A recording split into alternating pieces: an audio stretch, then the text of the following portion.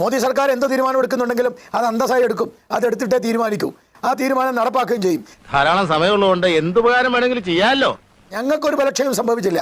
ബലക്ഷയം മോദി സർക്കാരിന് സംഭവിക്കണമെന്ന് ആഗ്രഹിക്കുന്നവരുടെ മനസ്സിലും നാവിലും അതുണ്ടാവും. സഹിക്കാൻ പറ്റൂല. അതെ, ഞങ്ങൾക്ക് സഹിക്കാൻ പറ്റില്ല. അത് പറഞ്ഞ് നാട്ടുകാരെ വല്ലാതെ അങ്കലാപ്പിലോ അല്ലെങ്കിൽ നാട്ടുകാരുടെ വിദ്വേഷം പരത്തേണ്ട ആവശ്യമില്ല. അതുകൊണ്ട് ഒരു ബലക്ഷയവും ഞങ്ങളുടെ സർക്കാരിന് ഇല്ല. ആരാണോ പറഞ്ഞത് പാർട്ടിക്കുള്ളിൽ പ്രശ്നമാണെന്ന്? ഒരു പ്രശ്നവുമില്ല.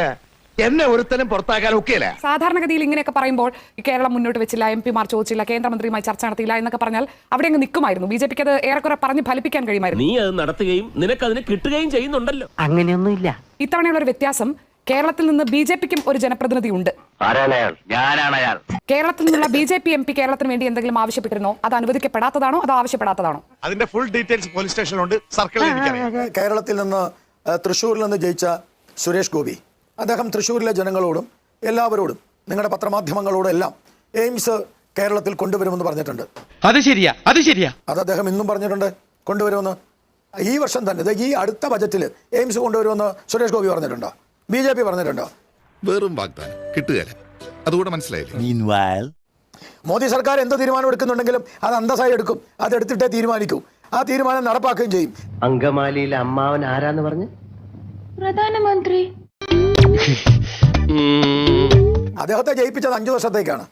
ആ 5 വർഷത്തിനുള്ളിൽ ഞങ്ങളത് കൊണ്ടുവരും. ആണോ? അല്ലേ?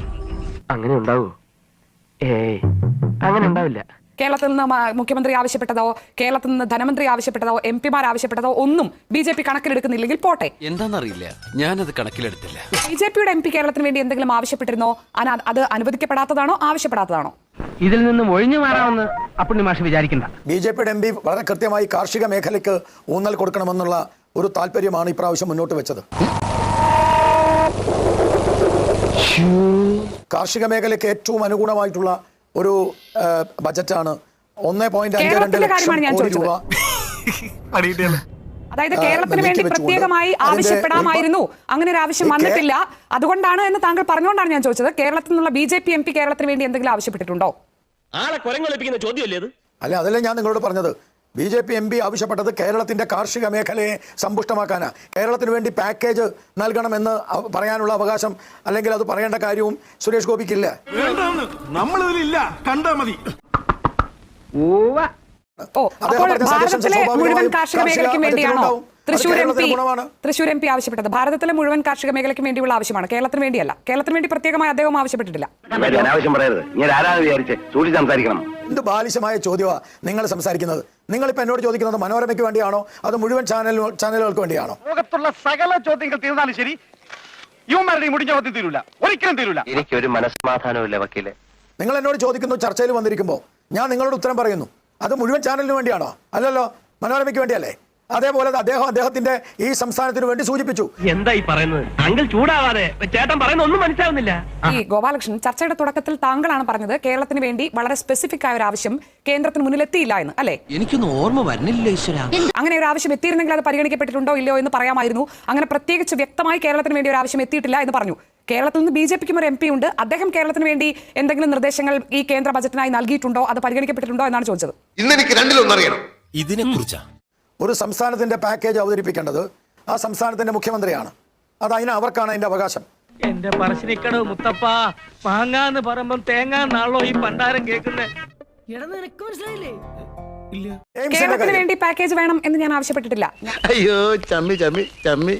ഇന്നലെ മനോരമ പത്രത്തിൽ വെണ്ടയ്ക്ക അക്ഷരത്തിൽ എഴുതിയിട്ടിരുന്നു. ഞാൻ ഈ മനോരമ പത്രം വായിച്ചു. അതിനകത്താണ് ഈ പാക്കേജ് കേരളം ആവശ്യപ്പെട്ടത് കണ്ടത്. 24,000 കോടി രൂപയുടെ ഡീറ്റെയിൽസ് ആയിട്ട് ആവശ്യപ്പെട്ട പ്രധാനപ്പെട്ട 5 കാര്യം ദിഗണ പത്രമാണ് എഴുതിയിട്ടിരിക്കുന്നത്. ചേട്ടനെ കണ്ടില്ലായിരുന്നു, ഞാൻ തെണ്ടിപ്പോയേനെ. ചേട്ടന് ഇതിനെപ്പറ്റി വലിയ ധാരണയില്ലല്ലേ?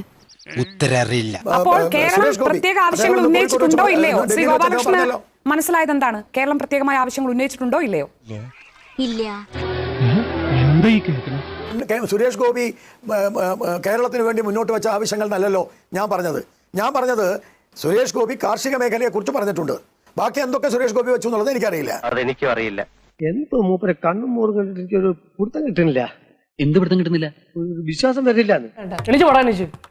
വരട്ടെ, പോട്ടെ. ഇതിവിടെ ഇരിക്കട്ടെ, ഞാനൊന്ന് കിടക്കട്ടെ.